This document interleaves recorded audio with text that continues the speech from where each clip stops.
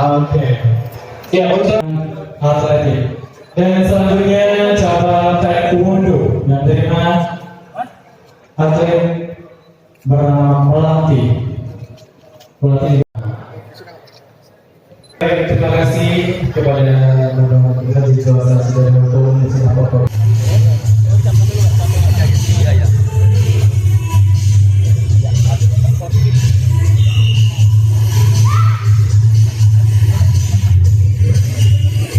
Bapak Haji Juasa Sarjana Hukum yang kami hormati Forkopim dan Kabupaten Muara Enim, yang kami hormati para OPD Kabupaten Muara Enim, para camat di Kabupaten Muara Enim, yang kami hormati Ketua Umum KONI Muara Enim Bapak Insinyur Haji Hasanuddin MSI beserta para melatih atau dalam pembinaan atlet-atlet Kabupaten Muara Enim. Juga pada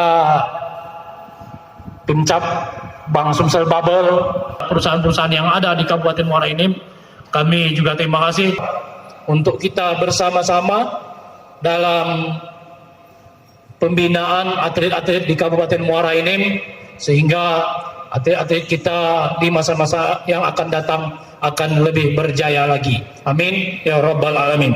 Sebelum saya menutup atau mengakhiri sambutan ini, maka dengan basmalah, bismillahirrahmanirrahim, pembekalan dan pengukuhan atlet kontingen Kabupaten Muara Enim resmi kita kukuhkan.